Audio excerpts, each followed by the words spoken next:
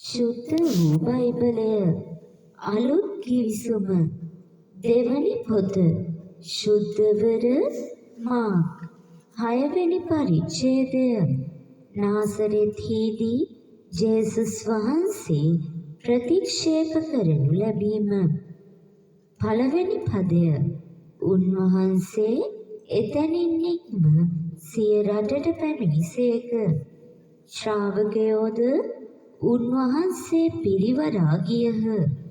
දෙවනි පදය එය සබත් දින වූයෙන් උන්වහන්සේ ධර්මශාලාවෙහි උගන්වන්න පටන් ගත්සේක. උන්වහන්සේට සවන් දුන් සමූහයා විස්මිතව මොහුට මේ දේවල් පහළ වූයේ කොහෙන්ද? මොහුට දී තිබෙන මේ ප්‍රඥාව කිමෙක්ද? මොහු අතින් කරනු ලබන හාස්කම් කවරේද? තුන්වැනි පදය මොහු වඩුවා නොවේද? මරියාගේ පුතා නොවේද? ජාකෝබ්, ජෝසෙෆ්, ජූදස් හා සීමෝන් යන අයගේ සහෝදරයා නොවේද? මොහුගේ සහෝදරියනුත් අප අතර සිටිනවා නොවේද? කියා ඔවුහු උන්වහන්සේ ප්‍රතික්ෂේප කළහ. හතරවෙනි පදය ජේසුස් වහන්සේ කතා කරමින් දිවසිවරයෙකුට ගරු බුහුමන් නැත්තේ සිය ගමේදීත් නෑදෑයන් අතරදීත් තම ගෙදරදීත් පමණකැයි වදාළසේක. පස්වැනි පදය එහිදී රෝගීන් ස්වල්ප දෙනෙකු පිට අත්තබා සුව කිරීම හැර අන් කිසි හාස්කමක් කරන්න උන්වහන්සේට නොහැකි විය. හයවෙනි පදය ඔවුන්ගේ අවිශ්වාසය ගැන උන්වහන්සේ මවිත වූසේක. ධර්මදූත සේවාව උන්වහන්සේ අනුශාසනා කරමින් අවට ගම්වල සැරිසරූසේක. හත්වැනි පදය එකල උන්වහන්සේ 12 දෙනා තමන් වෙත කැඳවා ඔවුන් 2 දෙනා බැගින් පිටත් කර යවූසේක. අශුද්ධාත්මයන් කෙරෙහි ඔවුන්ට බලයද දුන්සේක. අටවෙනි පදය ගමනට සැරෑටියක් හැර රොටීවත් මල්ලක්වත් පසුම්බි වල මුදල්වත් යන කිසිවක් නොගෙන වහන් පයලා. නවවෙනි පදය කමිස දෙකක් නොගෙන යන ලෙස ඔවුන්ට අනකලසේක. දහවෙනි පදය තවද උන්වහන්සේ ඔවුන්ට කතා කොට ඔබ යම් කිසි නිවසකට පිවිසි කල එතනින් පිට වී යනතේ එහිම නවතින්න. 11වෙනි පදය යම් තැනකදී ඔවුන් ඔබ පිළිගන්නේවත් ඔබේ වචන අසන්නේවත් නැත්නම් එතනින් පිට වී යන කල ඔවුන්ට විරුද්ධව සාක්ෂියක් වන පිණිස ඔබේ පාදවල තිබෙන දූලි ගසා දමන්නයි වදාළසේක. 12වෙනි පදය ඔවුහු පිටත්ව ගොස් සෙනග පසුතැවී සිත් හරවා ගත යුතුයයි දේශනා කළහ. 13වෙනි පදය තවද ඔවුහු බොහෝ දුෂ්ටාත්මයන් දුරුකොට බොහෝ රෝගීන්ද තෙලින් ආලේප කොට සුවපත් කළහ. ස්නාවක ජෝහන්ගේ මරණය 14වෙනි පදය එකල ජේසුස් වහන්සේගේ කීර්තිරාවය පතල වී ගිය බැවින් හෙරෝද් රජුට එපවත් සැලවිය. සමහරු ස්නාවක ජෝහන් මලවුන් කෙරෙන් උත්ථාන වී ඇත. මේ බල මහිම ඔහු තුල ක්‍රියා කරන්නේ ඒ නිසා යයි කීහ. 15වෙනි පදය එහෙත් සමහරු මොහු එලියා යයි කීහ. අන් සමහරු මොහු පෙර සිටි දිවසිවරයන් වැනි දිවසිවරයෙකැයි කීහ. 16 වෙනි පදය. එහෙත් හෙරෝද් ඒ ඇසූ කල මේ මා විසින් හිස ගසා දමන ලද ජොහන්ය මොහු මළවුන්ගෙන් නැගිට සිටීයයි කීය. 17 වෙනි පදය. හෙරෝද් සිය සොයුරා වන පිලිප්ගේ භාර්යාව වූ හෙරෝදියස් සරණ පාවාගත් බැවින් ඇය නිසා මිනිසුන් යවා ජොහන් අල්ලා බැඳ හිරාරස්සි කළේය. 18 වෙනි පදය. ඔබේ සහෝදරයාගේ භාර්යාව තබා ගැනීම ඔබට යුතු නැතැයි ජොහන් හෙරෝද්ට කී බැවින්. 19 වෙනි පදය. හෙරෝදියස් ඔහු කෙරේ වෛර බැඳ ඔහු මරවන්නට අදහස් කරගෙන සිටියාය.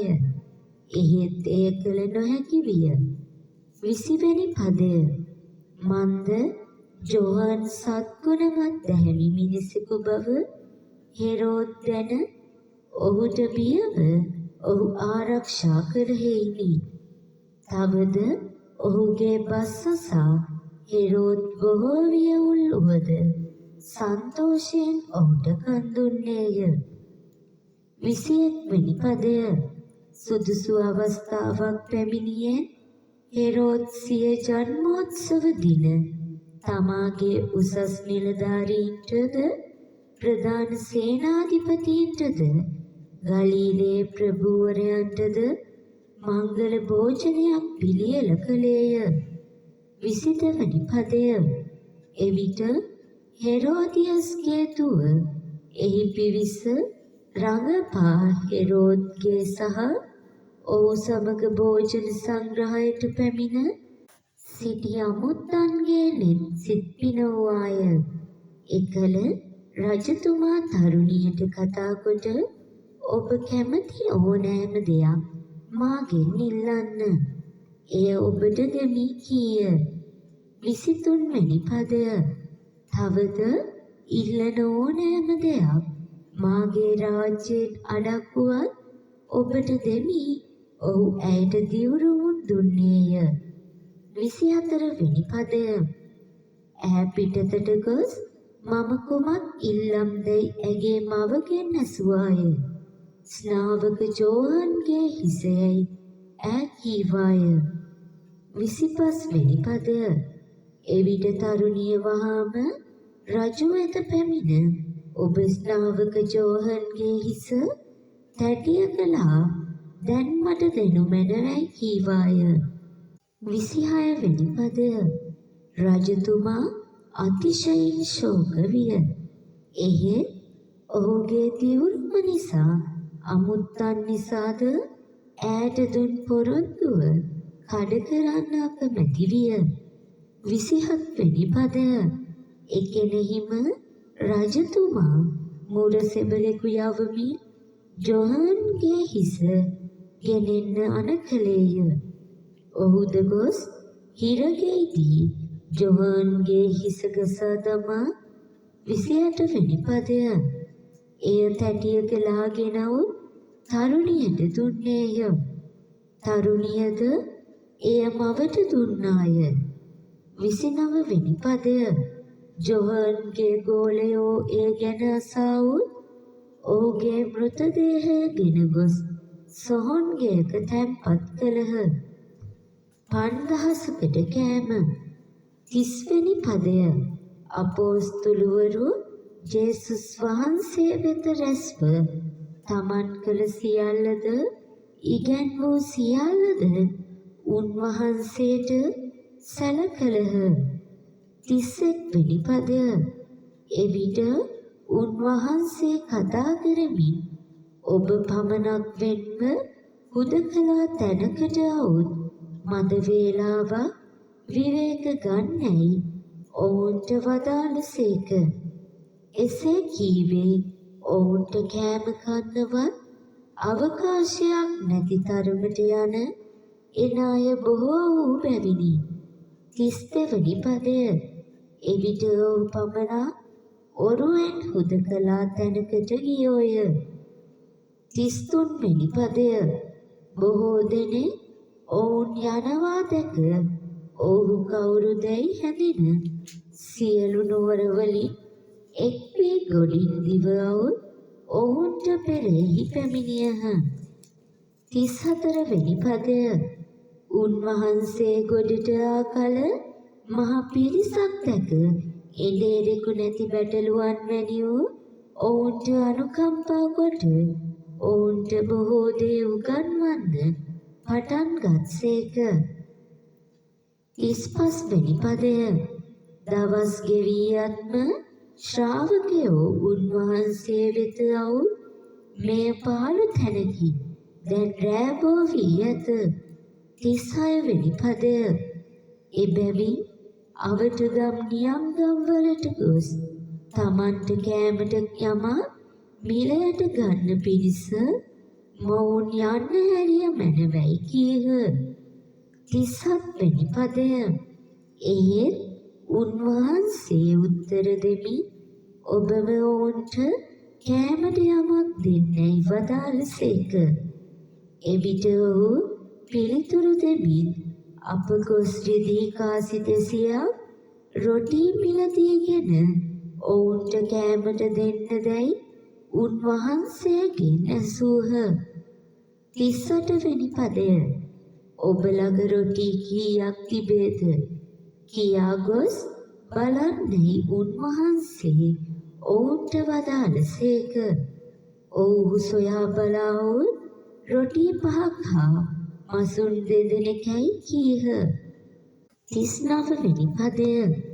උන්වහන්සේ ඔවුන් සියල්ලන් කාණ්ඩ වශයෙන් නිල් තන බිම පිට හිඳුවන්න ශ්‍රාවකයන්ට අණ කළසේක. 40 වෙනි පදය. ඔවුහු 100 හා 50 බැගින් පේලි වශයෙන් හිඳගත්හ. 41 වෙනි පදය.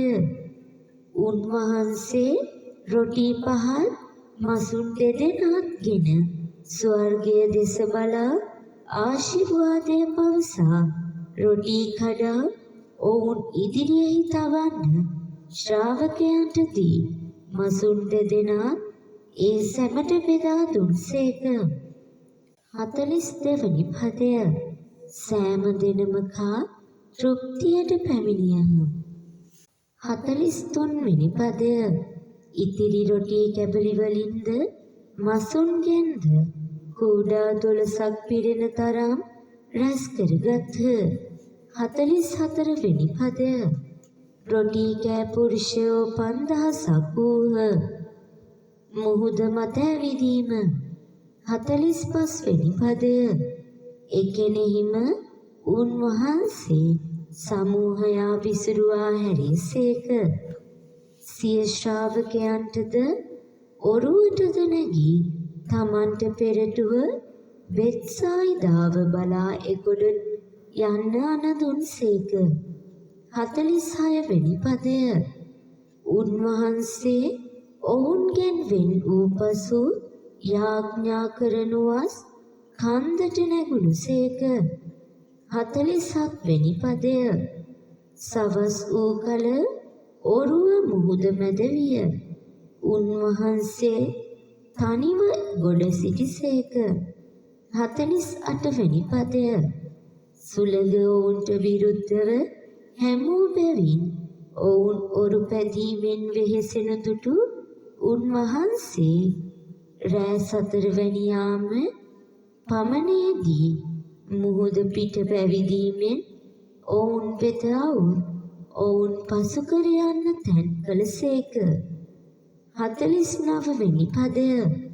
ඔවුහු උන්වහන්සේ මුහුද පිට ඇවිදිනු දැක ඒ අවතාරයක් යයි සිතා බියෙන් මොර ගැසූහ. 50 වෙනි පදය. සියල්ලෝම උන්වහන්සේ දැක බිය වූහ. ඒත් උන්වහන්සේ එකෙනෙහිම ධෛර්ය ගන්න ඒ මාය බිය නොවන්නයි ඔවුන්ට කියා. 51 වෙනි පදය. ඔවුන් සිටි ඔරුවට නැගුණසේක. සුළඟ නැවතිනි. ඔවුහු විස්මයෙන් විස්මයටපත් වූහ. 52 වනි පදය. ඔවුන්ගේ මනස අඳුරු වී තිබිනි. මක් නිසාද? රොටී පිළිබඳ සිද්ධිය ඔවුන්ට අවබෝධ නොවුණු බැවිනි. ගෙන්නිසරෙහි රෝගීන් සුව කිරීම. 53 වෙනි පදය.